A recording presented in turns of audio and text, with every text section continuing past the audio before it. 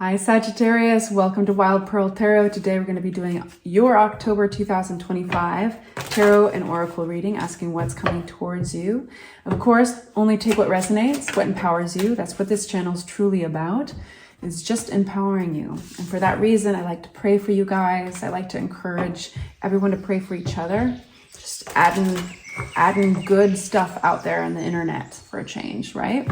So if you'd like for us to pray for you, simply say hi in the comment section. You're welcome to leave an emoji or share what you're going through.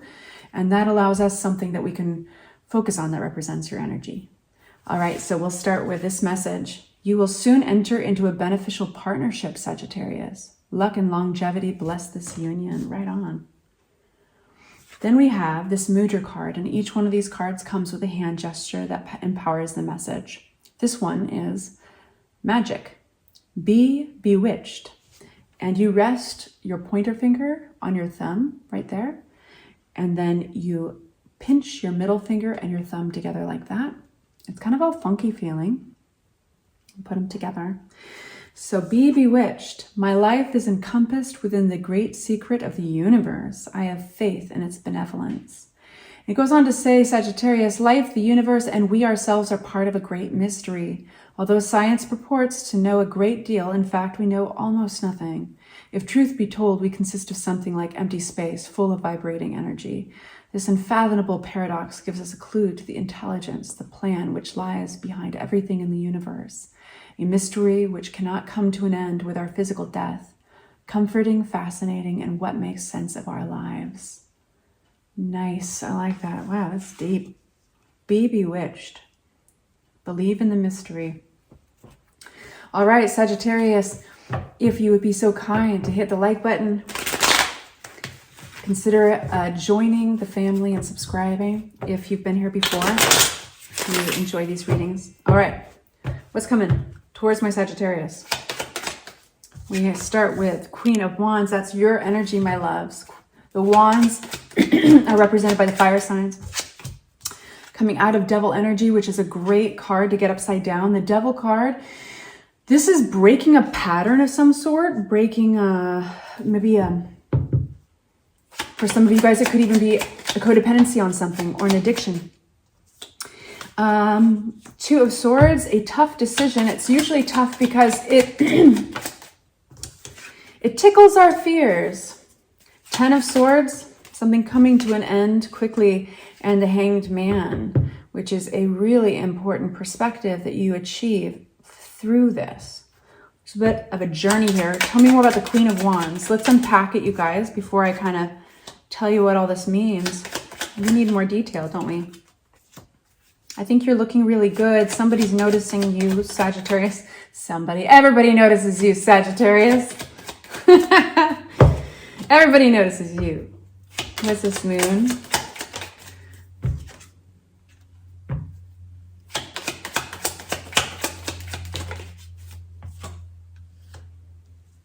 Interesting. Bear with me for a sec.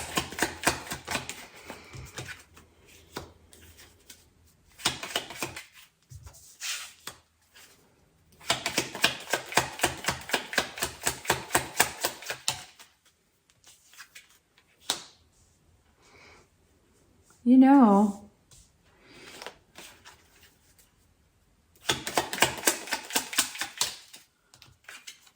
this is not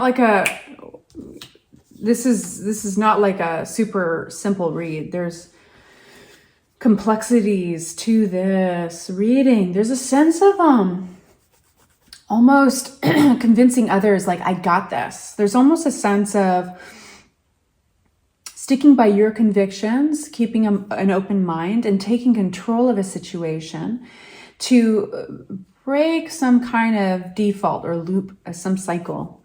You are definitely coming through really strong as somebody who wants to take control of a situation, not in an egocentric way, but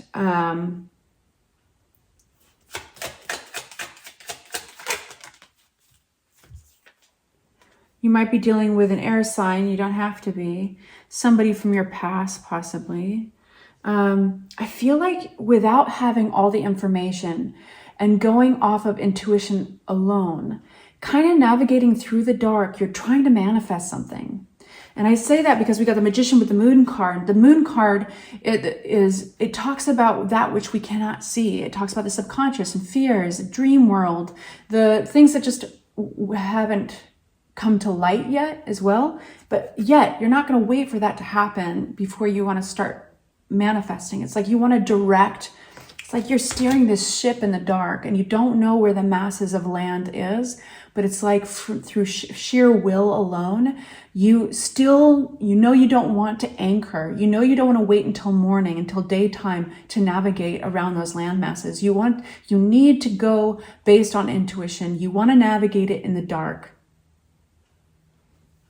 And despite the disappointments you've had in the past, despite any disappointment you might be in right now, you believe in the Page of Cups, 5 of Cups to the Page of Cups. This is like really spiritual, and it's like Luke Skywalker, like use the Force a little bit, you know? Because the Page of Cups is this delightful thing. It's like a miracle energy.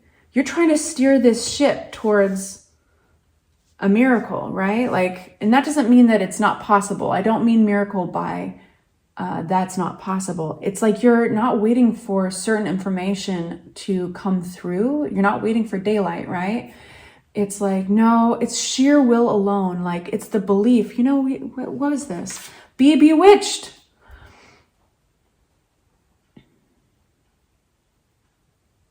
It's the belief, like although science, that's the daylight, right? The facts. Although science purports to know a great deal, in fact, we know almost nothing. If truth be told, we consist of something like empty space full of vibrating energy. This unfathomable paradox gives us a clue to the intelligence of the plan, which lies behind everything in the universe. You're putting your faith in the universe and the magic in it, in the manifesting energy, not necessarily in the facts or the science or the daylight of a situation. Okay, I've driven that into the ground. Now let's keep going. So here's this difficult situation here. We've got to look at a difficult choice. And it doesn't, to varying degrees, it doesn't have to be super scary or anything. I think it's how to apply yourself. I think it's to avoid an event. It's to avoid something that you'd have no control over. But you're taking action in order to do that. So it's almost, what is the word? It is, bear with me.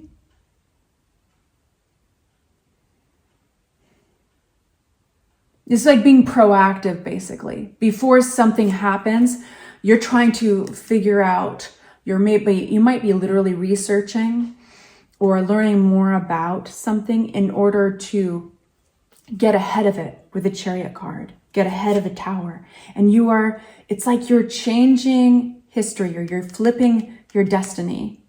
And that's why you're putting your faith in that which you can't see. That's why you're navigating in the dark. You're like, we're not going to wait around for things to happen. We're not going to wait around to find out. We're just going to get ahead of it. So 10 of Swords, what's this ending? Hey, it's almost like rip the bandage off. Let's get this ending going so we can get a new beginning. 2 of Pentacles. It doesn't come without reprioritizing. You're thinking outside the box. You might be breaking some rules, breaking other people's rules. You might be stepping out of convention, what other people typically would do in this situation, with a Hierophant card upside down. And it's not totally impulsively. No, I think that there's actually a lot of faith you're going on. It's not intellect you're going on. It's faith. That's the main ingredient in this reading. And it's in order to have actually a healthy turnaround, a healthy chapter. But despite this really tough ending, there's a sense of sometimes sabotage attached to this. It doesn't have to be, but not sabotage, but betrayal. Somebody might have felt betrayed, but the 10 of Swords is just like a really harsh ending. But we run into scenarios like that a lot in life, right? Like, yeah, it's going to hurt, but it'll hurt worse if we don't do it. Or this is a necessary, what is the word? God, why can't I remember words? I need more caffeine. It's like not a necessary evil. I don't want to say evil, but you know what I mean. This is a necessary, something outside the box of conformity. Recovery, healing. Sorry, I'm getting so excited that I'm just, yeah, the Hanged Man, you're getting perspective through all of this. I think you're looking at another way, you're leading the way on how to navigate a situation others would do differently, and commonly they would do it differently. But you are pulling from another source of intelligence. And I feel that time is of the essence in your reading. I haven't felt that in a reading for a very long time. I don't think I need to tell you that, because I think maybe other people need to hear that. But there's recovery here with the Six of Swords. That is beautiful recovery and a fresh chapter. This looks like a success, whatever it is that you're trying to pull off. Let me get a couple more cards out. This is coming out of disappointment, coming out of sadness. Some of you guys are experiencing previous disappointment, or even at the time that you're viewing this, you're still in it.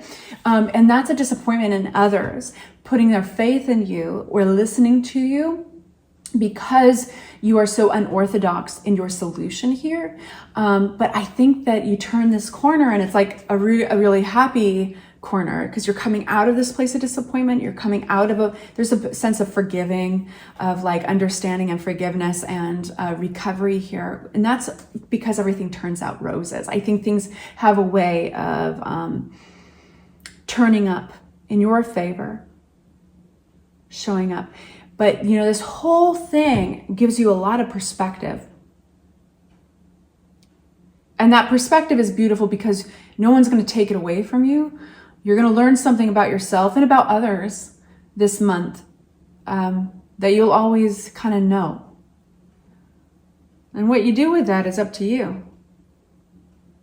Interesting reading, really interesting reading. I hope that was helpful for you. Take good care of yourselves, and I'll see you very soon for your next readings. Bye-bye.